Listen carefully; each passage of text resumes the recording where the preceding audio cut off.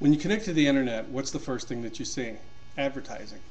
And on every web page that you land on when surfing for information, what do you find? Advertising. These images provoked a question in my mind, and that question is this. With the slowdown of the U.S. economy, the cutthroat competition in internet advertising, and with the ever-increasing availability of the internet in other countries, what opportunities exist for U.S.-based e-commerce companies outside of the United States?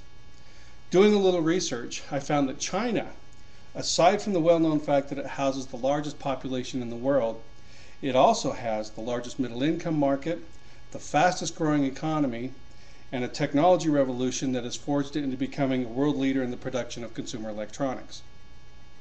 This posture has not come about easily for China, that is not without the need for change. My name is Jeff Bingham, and from this experience I formulated my thesis as thus. There are growing opportunities for U.S.-based e-commerce companies in China due to the massive middle-income market, changes in culture and banking, and more readily available technology. According to the Central Intelligence Agency, the current population in China is hovering around the 1.34 billion mark. To put this number in perspective, China currently houses 20% or 1/5 of the world's total population. Another fact supporting the argument for China is the sheer mass of its middle-income class. Miss Normandy Madden, a U.S. expatriate, business journalist, and longtime resident of Hong Kong, defines the middle-income market in China when she states, and I quote, "With about 300 million upwardly mobile consumers, China is home to the world's largest internet and mobile phone populations and is already the #1 global market for cars, beer, cigarettes, and soon enough luxury goods," unquote. And this class is expected to double to nearly 600 million in just the next 10 years. What else is significant is the fact that China's economic growth rate is currently the highest in the world at 10% per year since 1994. And China's economy has now become the 4th largest economy in the world. As I mentioned, for this aggressive growth to take place, there was a need for change.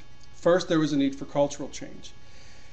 Since 1949, the Chinese Communist Party has controlled the Chinese government and the economy. The good news today is that while the Communist Party still controls the government, it only controls about 1/3 of China's economy. The basis for this cultural shift has been credited to the fact that a large growing population of Chinese are aggressively seeking to emulate Western international lifestyles. Culture was not the only change that needed to take place. As recently as 15 years ago, China was still deemed to be in the dark ages technologically. The introduction of the internet to China and an investment in new technologies by the Chinese has laid the foundation for economical growth and opportunity. In June 2008, China overtook the United States as the world's largest country in terms of internet users. At the end of June 2009, the number of Chinese internet users had topped 338 million. In only 10 years, the internet has become an integral part of daily life for many Chinese. It is interesting to note that Chinese consumers are increasingly going online rather than watching TV or reading newspapers. And in a recent article found in the China Sourcing News, it was forecasted that in just the next 2 years, the number of Chinese internet users is expected to nearly double and reach over 600 million. Another interesting side fact to note is that China has recently been crowned as the largest manufacturer of consumer electronics. For example, Chinese manufacturers now make over 60% of the DVD players worldwide.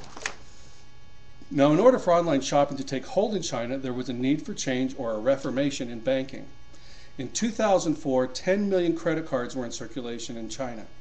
Then 2006 saw the addition of 15.6 million credit cards and 200 million debit cards. This trend is continuing as Chinese banks increase their services to compete with the onslaught of foreign banks now investing in China. Because credit cards have not been readily available in China, there was a need to develop alternative online payment systems, especially for global online purchases.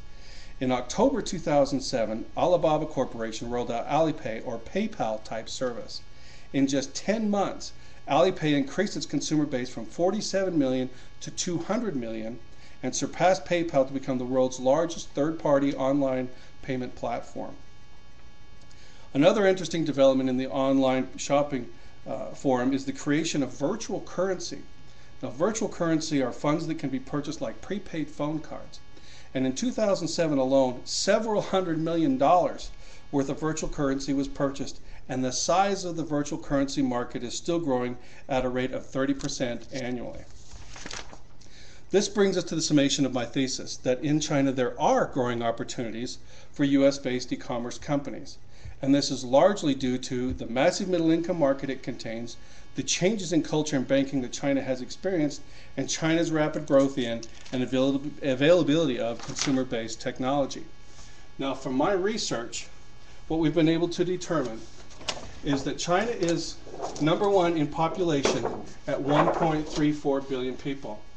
China is the fastest growing middle income market and potentially the largest. China has the #1 economic growth rate in the world.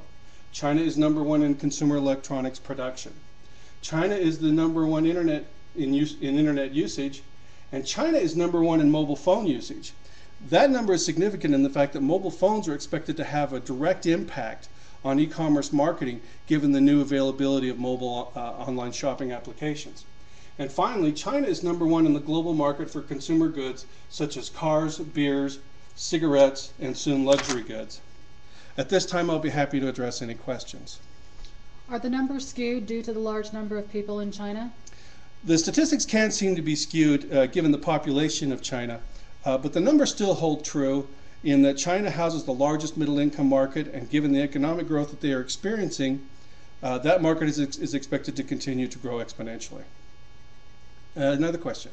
Is this economic growth expected to continue? This economic growth is expected to continue as China continues to evolve culturally, foreign investment continues to flow into China, and as they continue to increase their trade worldwide.